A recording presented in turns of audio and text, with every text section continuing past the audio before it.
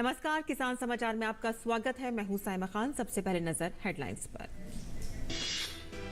सरकार ने मूल्य समर्थन योजना के तहत अरहर, उड़द और मसूर की खरीद सीमा हटाई। किसान इस वर्ष अपनी उपज का कितना भी हिस्सा बेचने के लिए आजाद।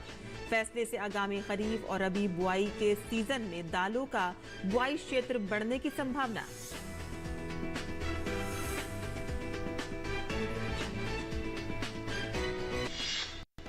भारतीय कृषि अनुसंधान संस्थान NIRF 2023 के तहत कृषि विज्ञान में उत्कृष्टता के शिखर के रूप में चमका।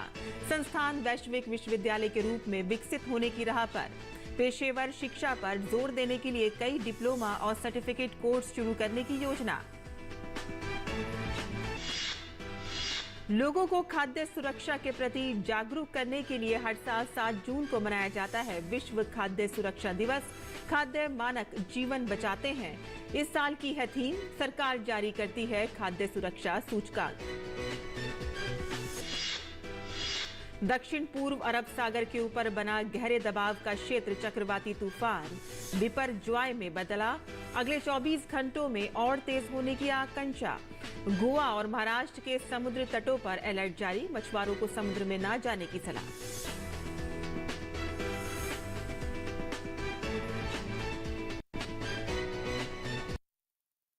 और अब समाचार विस्तार से। दालों के घरेलू उत्पादन को बढ़ाने की दिशा में एक महत्वपूर्ण कदम उठाते हुए सरकार ने 2023-24 की मूल्य समर्थन योजना के तहत अरहर, उड़द और मसूर पर लगी 40% की खरीद सीमा को हटा दिया है।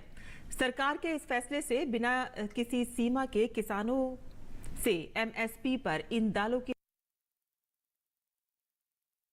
कीमतों पर इन दालों की सुनिश्चित खरीद से किसानों को उत्पादन बढ़ाने के लिए आगामी खरीफ और रबी बुआई के मौसम में अरहर, उड़द और मसूर के बुआई क्षेत्र को बढ़ाने के लिए प्रेरित करने में मदद मिलेगी। सरकार ने 2 जून 2023 को आवश्यक वस्तु अधिनियम 1955 को लागू करते हुए अरहर और उड़द पर स्टॉक सीमा लगा दी थी, और ताकि जमाखोरी और अनैतिक व्यापार गतिविधियों को रोका जा सके तथा इस तरह उपभोक्ताओं को राहत दी जा सके। उपभोक्ता मामलों के विभाग ने अरहर और उड़द पर लगाई गई स्टॉक सीमा पर लगी अगली कार्रवाई के तहत राज्य सरकारों को निर्देश दिया है कि वो अपने अपने राज्यों में इस सीमा का सख्ती से पालन सुनिश्चित करें, और इसके लिए राज्यों को विभिन्न गोदाम संचालकों के साथ सत्यापन करके कीमतों को स्टॉक की स्थिति की निगरानी करने के लिए भी कहा गया है। और इसके साथ साथ विभाग ने सेंट्रल वेयरहाउसिंग कॉरपोरेशन और स्टेट वेयरहाउसिंग कॉरपोरेशन को भी उनके गोदामों में रखी अरहर और उड़द से संबंधित विवरण उपलब्ध कराने को कहा है। भारतीय कृषि अनुसंधान संस्थान वर्ष 2023 के लिए नेशनल इंस्टीट्यूशनल रैंकिंग फ्रेमवर्क द्वारा कृषि और संबद्ध क्षेत्रों की श्रेणी में रैंकिंग के शिखर पर पहुंच गया है। नेशनल इंस्टीट्यूट रैंकिंग फ्रेमवर्क के 8वें संस्करण की घोषणा 5 जून 2023 को भारत सरकार के विदेश और शिक्षा राज्य मंत्री डॉक्टर राजकुमार रंजन सिंह ने की थी। NIRF ने लगभग 8,686 उच्च शिक्षा संस्थानों की रैंकिंग जारी की, जिन्होंने रैंकिंग प्रक्रिया में भाग लिया था। पहले 4 श्रेणी और 7 विषय क्षेत्र थे। कृषि और संबद्ध क्षेत्र को पहली बार एक विषय क्षेत्र के रूप में जोड़ा गया है। IARI कृषि अनुसंधान, शिक्षा और विस्तार में उत्कृष्टता के लिए अपनी प्रतिबद्धता कायम किए हुए है। हर साल 7 जून को वर्ल्ड फूड डे यानी कि विश्व खाद्य सुरक्षा दिवस मनाया जाता है। क्या है इसका उद्देश्य और खाद्य सुरक्षा यानी कि फूड सेफ्टी के लिए भारत सरकार द्वारा कौन कौन से प्रयास किए जा रहे हैं, आइए देखते हैं इस रिपोर्ट में।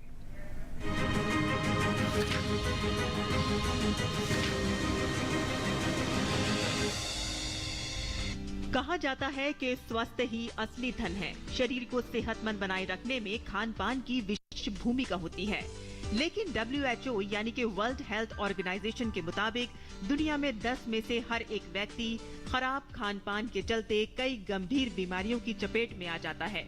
इसीलिए लोगों को खराब और दूषित खान पान के प्रति जागरूक करने के उद्देश्य से हर साल 7 जून को वर्ल्ड फूड सेफ्टी डे यानी कि विश्व खाद्य सुरक्षा दिवस मनाया जाता है। बता दें कि ये दिवस हर साल किसी न किसी थीम के साथ मनाया जाता है। इस बार इस दिवस की थीम खाद्य मानक जीवन बचाते हैं। इस थीम के जरिए लोगों को खाने के लिए तय मानकों का महत्व समझाना है।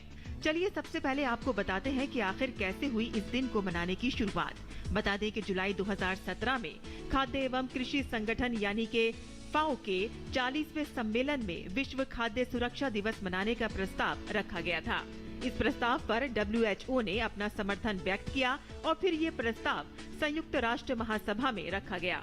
20 दिसंबर 2018 को संयुक्त राष्ट्र महासभा ने विश्व खाद्य सुरक्षा दिवस के प्रस्ताव को मंजूरी दे दी और 7 जून को विश्व खाद्य सुरक्षा दिवस मनाने की घोषणा की।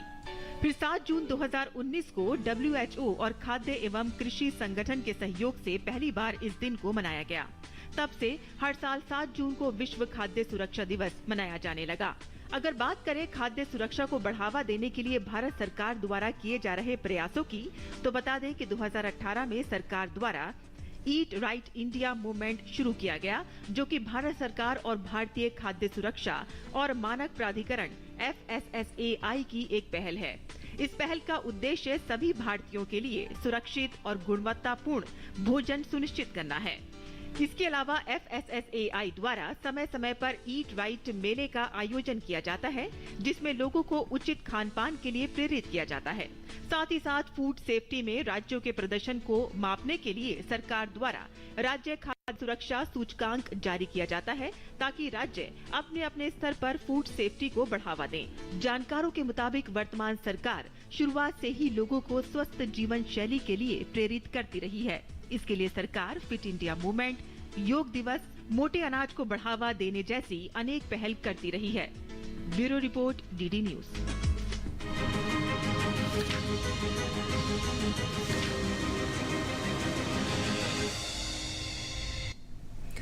राष्ट्रीय कृषि विज्ञान अकादमी के 30वें स्थापना दिवस का शानदार समापन हो गया। अकादमी द्वारा स्थापना दिवस के अवसर पर 2 महत्वपूर्ण चर्चा सत्रों का आयोजन किया गया, जिनमें अमृतकाल में कृषि शिक्षा, शोध व प्रसार के लिए 2047 का रोड मैप और कृषि में उभरती चुनौतियों के बीच कृषि विश्वविद्यालयों को सशक्त बनाना जैसे महत्वपूर्ण विषयों पर विशेषज्ञों ने व्याख्यान दिया। अकादमी ने पहली बार अपने संविधान में संशोधन करते हुए वैज्ञानिकों के साथ किसानों, कृषि उद्योग और मीडिया को भी रणनीतिक साझेदार बनाया। देखते हैं OP यादव की ये खास रिपोर्ट। कृषि क्षेत्र में देश और दुनिया के प्रख्यात वैज्ञानिकों के थिंक टैंक यानी राष्ट्रीय कृषि विज्ञान अकादमी के 30वें स्थापना दिवस का शानदार समापन हो गया। राजधानी नई दिल्ली स्थित नास कॉम्प्लेक्स परिसर में आयोजित हुए अकादमी के महत्वपूर्ण चर्चा सत्र अमृतकाल में कृषि शिक्षा, शोध व प्रसार के लिए 2047 का रोड मैप और कृषि में उभरती चुनौतियों के बीच कृषि विश्वविद्यालयों को सशक्त बनाना जैसे विषयों पर व्याख्यान देने आए नीति आयोग के सदस्य प्रोफेसर रमेश चंद ने कहा कि देश में कृषि विकास को गति देने के लिए अमृतकाल में इस तरह के कार्यक्रम का होना जरूरी है। कार्यक्रम में मौजूद नीति आयोग के मुख्य कार्यकारी अधिकारी BVR सुब्रमण्यम ने कृषि क्षेत्र को देश की अर्थव्यवस्था की धुरी बताया। बहुत जरूरी है कोई भी जो आइडिया है उसको टेस्ट करना, उसको लोगों में एक्सेप्टेबिलिटी है कि नहीं, वो इस तरह की कॉन्फ्रेंस में ही जो है तय होता है। तो नास इस तरह की इवेंट करता रहता है। भारत में अभी भी जो एग्रीकल्चर है वो इकोनॉमी का 18 से 20% है, इसलिए जो हम अमृतकाल कह रहे हैं वो एग्रीकल्चर के बिना उसकी बात करना अधूरा है। कार्यक्रम के समापन के बाद DD न्यूज से बात करते हुए अकादमी के अध्यक्ष डॉक्टर हिमांशु पाठक ने कहा कि भविष्य में कृषि क्षेत्र की चुनौतियों से निपटने के लिए हम वैज्ञानिकों, राज्य कृषि विश्वविद्यालयों के प्राध्यापकों, इंडस्ट्री, किसानों और मीडिया को साथ लेकर बढ़ेंगे ताकि कृषि क्षेत्र में 2047 के नए भारत की संकल्पना को साकार किया जा सके। हम ये चाहते हैं कि अब कृषि के विस्तार के लिए वैज्ञानिकों के साथ साथ इसमें जो हमारे यूनिवर्सिटीज़ हैं वो भी हमारे साथ में आए, स्टूडेंट कम्युनिटी भी साथ में आए, इंडस्ट्री भी साथ में आए, किसान तो साथ में हमारे है ही है, लेकिन उनको भी एकेडमी के साथ हम जोड़ना चाहते हैं। और उसके साथ साथ जो हमारे मीडिया के लोग हैं उनका भी भागीदारी बड़ा जरूरी है, क्योंकि जब तक हम जनमानस तक हमारे जो रिसर्च है तब उसको नहीं पहुंचा पाएंगे, तब तक जो हम अपेक्षा करते हैं वो हो नहीं पाएगा। सब मिल करके हम इसको आगे बढ़ाएं और हर एक क्षेत्र में जो प्रोत्साहन जहां तक हम कर सकते हैं वो हम करने का प्रयास एकेडमी के माध्यम से करना चाहते हैं। राष्ट्रीय कृषि विज्ञान अकादमी के पूर्व अध्यक्ष व भारतीय कृषि अनुसंधान परिषद के पूर्व महानिदेशक डॉक्टर त्रिलोचन महापात्रा ने कहा कि अकादमी देश के किसानों के हित में काम कर रही है और इसके लिए समन्वित प्रयास जारी है। एकेडमी पहले से देश के किसानों के हित के लिए, कृषि के हित के लिए काम करते आया है और किस तरीके से पॉलिसी के जरिए किसानों का भाग्य में परिवर्तन लाया जा सकता है, देश के कृषि में परिवर्तन किया जा सकता है, उसी दिशा में काफी कदम उठाया है। इस अवसर पर मीडिया से बात करते हुए भारतीय कृषि अनुसंधान परिषद के उप महानिदेशक डॉक्टर आर.सी. अग्रवाल ने कहा कि कृषि शिक्षा में गुणवत्तापूर्ण सुधार के लिए नई शिक्षा नीति से जुड़े विषयों पर चर्चा सत्रों में चिंतन मनन हुआ। जो नेशनल एकेडमी के जो फेलोज हैं उन्होंने पूरे दिन चर्चा की कि किस तरह से राष्ट्रीय शिक्षा नीति को हम कार्यान्वयन कर सकते हैं, क्या दिक्कतें हैं हमारी स्टेट एग्रीकल्चर यूनिवर्सिटी के साथ में और बाकी कृषि विश्वविद्यालयों के साथ में, और किस तरह से हम उसमें सुधार ला सकते हैं, किस तरह से अपने बच्चों को हम ज़्यादा प्रोफेशनल बना सकते हैं, किस तरह से हम उनका जो फाइनेंशियल प्रॉब्लम है उनको दूर कर सकते हैं। इन सब बहुत सारे बिंदुओं पर चर्चा हुई। राष्ट्रीय कृषि विज्ञान अकादमी के सचिव और अकादमी के 30वें स्थापना दिवस कार्यक्रम के सूत्रधार प्रोफेसर के.सी. बंसल ने कहा कि 2 दिवसीय चर्चा सत्रों में देश को कृषि क्षेत्र में सुपर पावर बनाने के लिए रोड मैप बनाया गया है। इसके लिए अकादमी के 760 सदस्य मिलकर काम करेंगे। हमारी एकेडमी की जो AGM हुई है इसमें बहुत अच्छी डिस्कशंस हुई हैं। हमने 2 बहुत अच्छे मुद्दों पर डिस्कशन किया है, जैसे कि अमृत काल में 2047 तक हमारा एग्रीकल्चर का, रिसर्च का, एजुकेशन का किस तरह का रोड मैप बनना चाहिए, किस तरह से हम लोग हमारी फार्मिंग कम्युनिटी को और ज़्यादा खुशहाल बना सकते हैं, और सिर्फ इतना ही नहीं कि किस तरह से हम लोग अपने भारतवर्ष को एक ग्लोबल सुपर पावर बना सकते हैं in agriculture and for the food system, and export को और कैसे बढ़ाया जा सकता है। उन्हीं से भी मुद्दों पर चर्चा हुई। अकादमी के सचिव प्रोफेसर वजीर सिंह लाखरा ने कहा कि नवीन कृषि तकनीक का किसानों को फायदा मिले, इसके लिए अकादमी काम कर रही है। एकेडमी जो है काफ़ी कुछ सालों से किसानों की आय को दुगना करने के लिए बहुत सारे कार्यक्रम कर रही है। निरंतर किसानों से परामर्श होता है और जो नई टेक्नोलॉजी हमारे जो एग्रीकल्चर में डेवलप की गई हैं, ICR ने या हमारे एग्रीकल्चर यूनिवर्सिटीज़ हैं, उसके बारे में किसानों को बताया जाता है और बहुत सारे किसानों ने अभी टेक्नोलॉजी को अपनाना शुरू कर दिया है। अकादमी के और देश के वरिष्ठ वैज्ञानिकों ने भी कृषि क्षेत्र में राष्ट्रीय विज्ञान अकादमी के महत्व को रेखांकित किया।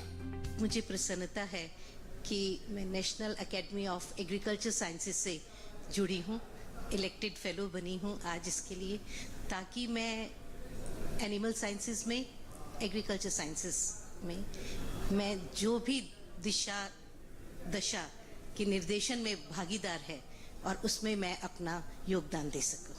एकेडमी का एक बहुत ही अच्छा इनिशिएटिव है कि ये हर साल एकेडमी यंग साइंटिस्ट को अवार्ड देती है और हर कैटेगरी में एक अवार्ड रहता है। तो मेरे को एग्रीकल्चर इंजीनियरिंग में फूड टेक्नोलॉजी में अवार्ड मिला है। राष्ट्रीय कृषि विज्ञान अकादमी के स्थापना दिवस में भाग लेने आए विदेशी व प्रवासी भारतीयों ने भी कृषि विकास को लेकर अपनी प्रतिबद्धता दर्शाई। I came from Japan and Japan-India collaboration should be going further, especially for the agriculture development and sustainable and agriculture with harmony environment. जब से मैंने ये विदेश सचिव का पदभार ग्रहण किया है पिछले साल में, तब से हमने कई सारे दूसरे देशों की संस्थाओं के साथ में MOU स्थापित किया है। इसमें हमने crop science society of America के साथ किया है और अभी हम ऑस्ट्रेलिया में Australian science for technology and engineering के साथ में काम कर रहे हैं। राष्ट्रीय कृषि विज्ञान अकादमी के स्थापना दिवस पर आयोजित 2 दिवसीय कार्यक्रमों के दौरान देश और दुनिया के प्रतिष्ठित कृषि वैज्ञानिकों और फेलो सदस्यों को सम्मानित किया गया। वहीं पहली बार प्रगतिशील किसानों के अलावा प्रगतिशील इंडस्ट्री व मीडिया को भी अकादमी द्वारा सम्मानित कर सबको एक मंच पर लाने की रणनीति के तहत आपसी साझेदारी से देश में कृषि विकास को गति देने के साथ अमृत काल में प्रधानमंत्री नरेंद्र मोदी के 2047 के नए भारत की संकल्पना को सच्चे मायनों में साकार करने की प्रतिबद्धता दर्शाई। कृषि क्षेत्र में देश के एकमात्र थिंक टैंक के नाम से विख्यात राष्ट्रीय कृषि विज्ञान अकादमी ने अपना स्थापना दिवस मनाया। इस दिवस में एक ओर जहां देश और दुनिया से आए कृषि वैज्ञानिकों ने भाग लिया, वहीं दूसरी ओर कृषि क्षेत्र में शिक्षा, शोध और अनुसंधान के साथ साथ किसानों की आर्थिक तरक्की के विकल्प कैसे बढ़े, इस पर भी चिंतन और मनन किया। मेरे सहयोगी कैमरामैन गोपाल दास के साथ में OP Yadav, DD news, Delhi. और दक्षिण पूर्व अरब सागर के ऊपर बना गहरे दबाव का क्षेत्र चक्रवाती तूफान बिपरजॉय में बदल चुका है। मौसम विभाग के अनुसार इसके अगले 24 घंटों में और तेज होने की आशंका है। फिलहाल ये तूफान गोवा से लगभग 910 किलोमीटर और मुंबई से 1030 किलोमीटर दक्षिण पश्चिम में, पोरबंदर से 1110 किलोमीटर दक्षिण पश्चिम में और कराची से 1410 किलोमीटर दक्षिण में स्थित है। तूफान बिपरजॉय के उत्तर केरल, कर्नाटक, गोवा के तटों के पास 40 से 60 किलोमीटर प्रति घंटे की रफ्तार से पहुंचने की आशंका है। मौसम विभाग ने कांकेर, गोवा और महाराष्ट्र के समुद्र तटों पर अलर्ट जारी किया है और मछुआरों को समुद्र में न जाने की सलाह दी गई है। किसान समाचार में अब बात करते हैं मंडी भाव की और देखते हैं कि क्या रहा देश भर की मंडियों का भाव।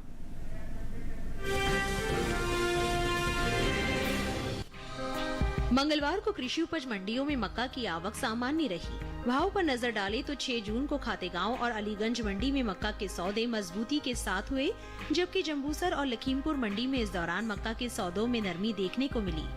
एग्वाक नेट के मुताबिक गुजरात की जंबूसर मंडी में 5 जून को मक्का का भाव रहा 2000 रूपए। 6 जून को इसके भाव में 100 रूपए की नरमी आई और भाव हो गया 1900 रूपए। मध्य प्रदेश की खातेगांव मंडी में इस दौरान पीली मक्का के सौदों में बढ़त के साथ कारोबार हुआ। यहां 5 जून को पीली मक्का का भाव था 1600 रूपए। 6 जून को इसके सौदे 106 रूपए मजबूत होकर 1706 रूपए पर हुए। उत्तर प्रदेश की लखीमपुर मंडी में 5 जून को पीली मक्का का भाव रहा 2150 रूपए। 6 जून को इसके भाव 15 रूपए लुढ़क कर 2135 रूपए पर हुए, जबकि राज्य की ही अलीगंज मंडी में हाइब्रिड मक्का के भाव में तेजी देखने को मिली। यहाँ 5 जून को मक्का का भाव रहा 1680 रूपए। 6 जून को इसके सौदों में 30 रूपए का उठाव आया और भाव हो गया 1710 रूपए। उत्तर प्रदेश की दूसरी मंडियों में मक्का के भाव की बात करें तो मंगलवार को शिकोहाबाद मंडी में मक्का का भाव रहा 1650 रूपए। वहीं सहारनपुर मंडी में मक्का 2360 रूपए पर बिकी, जबकि राज्य की ही टुंडला मंडी में इस दौरान मक्का के सौदे 1820 रूपए पर हुए। बात मक्का की पैदावार की करें तो इस साल मक्का की रिकॉर्ड पैदावार देखने को मिल सकती है। कृषि मंत्रालय की ओर से जारी दूसरे अग्रिम अनुमान के मुताबिक साल 2022-23 के दौरान देश में मक्का की रिकॉर्ड उपज 359,13,000 टन होने का अनुमान जताया गया है, जो पिछले साल की 337,00,000 टन की पैदावार की तुलना में 21 लाख टन अधिक है। अनुमान है कि मक्का की रिकॉर्ड उपज का असर इसके बाजार भाव पर पड़ सकता है।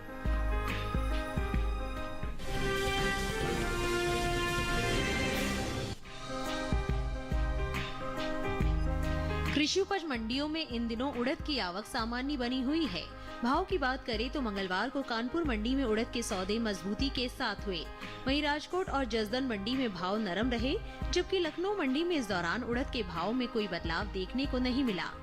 एग्वाक नेट के मुताबिक गुजरात की राजकोट मंडी में 5 जून को उड़द का भाव रहा 7,750 रूपए। 6 इसके भाव में 250 रूपए की भारी गिरावट आई और भाव हो गया 7,500 रूपए। राज्य की ही जसदन मंडी में इस दौरान उड़द के सौदे नरमी के साथ हुए। यहाँ 5 जून को उड़द का भाव था 7,000 रूपए। 6 जून को इसके सौदे 2,750 रूपए लुढ़क कर 4,250 रूपए पर हुए। उत्तर प्रदेश की कानपुर मंडी में 5 जून को उड़द का भाव रहा 7,030 रूपए। 6 जून को इसके सौदों में 20 रूपए का उठाव आया और भाव जा पहुँचा 7,050 रूपए पर। हालांकि लखनऊ मंडी में बीते 2 दिनों के दौरान उड़द के भाव स्थिर रहे। यहाँ 5 और 6 जून को उड़द 7,740 रूपए पर बिकी। उत्तर प्रदेश की दूसरी मंडियों में उड़द के भाव की बात करें तो मंगलवार को ललितपुर मंडी में उड़द का भाव रहा 6,670 रूपए। शामली मंडी में भाव रहा 8,500 रूपए। हरदोई मंडी में उड़द 7,740 रूपए पर बिकी, जबकि राज्य की ही बहराइच मंडी में इस दौरान उड़द के सौदे 8,500 रूपए पर हुए। बात दलहन की पैदावार की करें तो घरेलू स्तर पर इस साल कुल दलहन की पैदावार होने का अनुमान जताया गया है। कृषि मंत्रालय के तीसरे अग्रिम अनुमान के मुताबिक देश में साल 2022-23 के दौरान कुल दलहन की पैदावार 275,04,000 टन के पार जा सकती है, जिसका असर कृषि उपज मंडियों में उड़द के बाजार भाव पर पड़ सकता है। बता दें कि भारत से होने वाले दालों के निर्यात में इस साल खासी बढ़ोतरी देखने को मिली है। दलहन के निर्यात में चालू वित्त वर्ष के पहले 11 महीनों के दौरान पिछले वित्त वर्ष की समान अवधि की तुलना में 85% की बढ़ोतरी देखी गई है। एबिडा के मुताबिक साल 2022-23 में अप्रैल से फरवरी महीने के दौरान कुल दलहन का निर्यात 6 लाख टन के पार पहुंच गया है, जबकि साल 2021-22 के दौरान दलहन का कुल निर्यात 3,42,550 टन का हुआ था। यानी इस साल कुल दलहन के निर्यात में 3,01,572 टन की बढ़ोतरी दर्ज की गई है।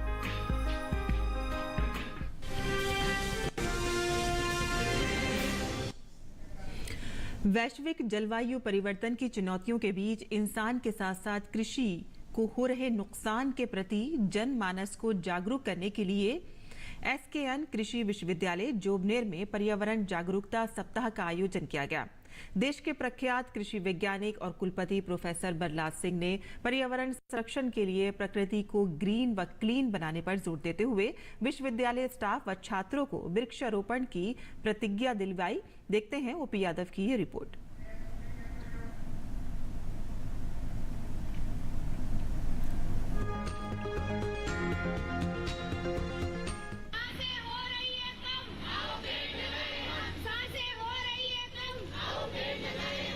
सांसें हो रही हैं कम, आओ पेड़ लगाएं हम।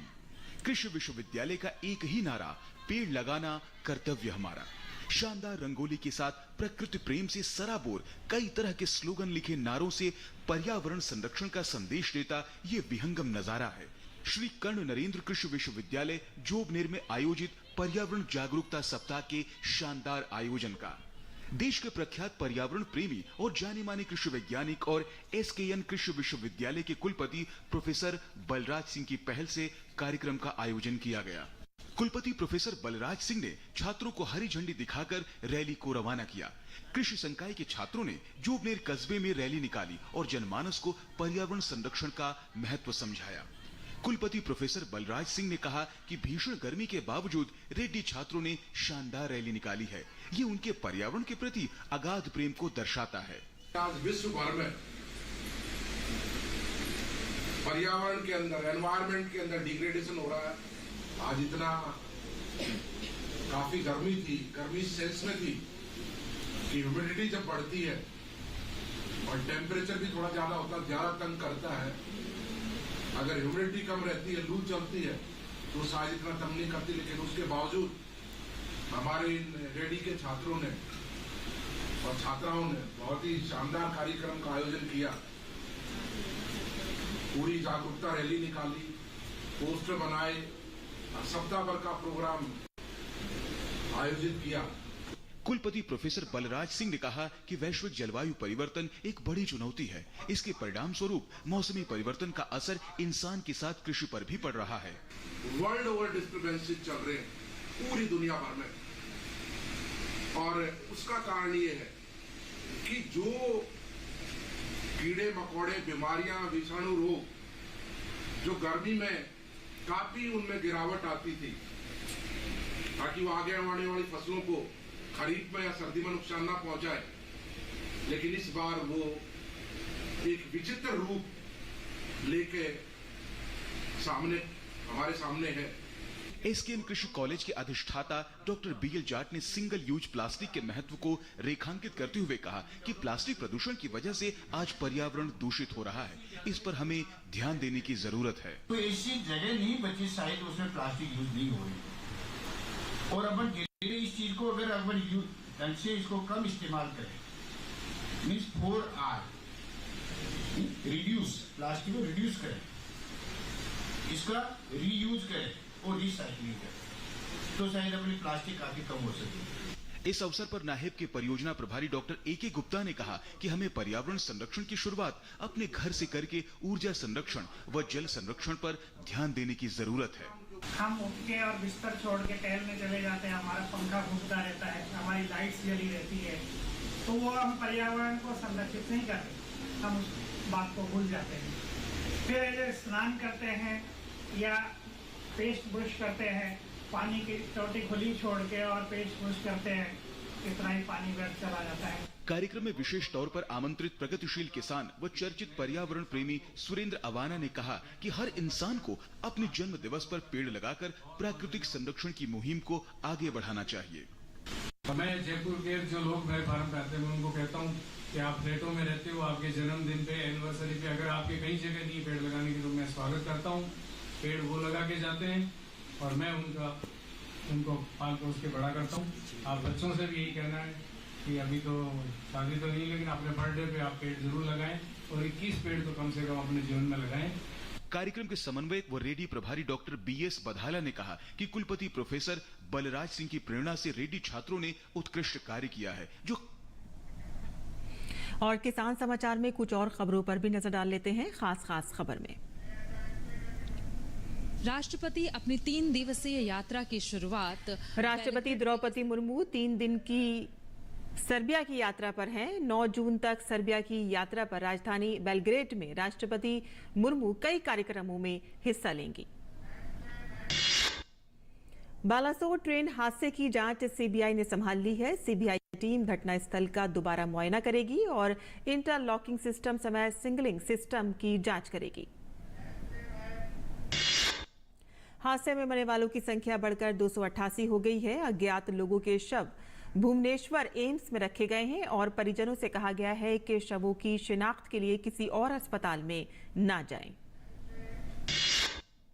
मध्य प्रदेश में 2 रेल हादसे हुए हैं। पहली घटना में जबलपुर में मालगाड़ी के 2 डिब्बे पटरी से उतर गए। वहीं दूसरा हादसा भेड़ाघाट के पास भिटोनी में हुआ है। दोनों ही घटनाओं में किसी तरह की जनहानि नहीं हुई है। राजस्थान में सीकर जिले के फतेहपुर शेखावाटी सलासार रोड पर सुबह भीषण सड़क हादसे में 4 लोगों की मौत हो गई। राष्ट्रीय जांच एजेंसी ने आतंकवादी अर्शदीप सिंह डाला और उसके करीबी सहयोगी मनप्रीत सिंह उर्फ पीटा के पंजाब और हरियाणा में 10 स्थानों पर तलाशी ली है। और किसान समाचार में आज के लिए बस इतना ही। अनुमति दें। नमस्कार।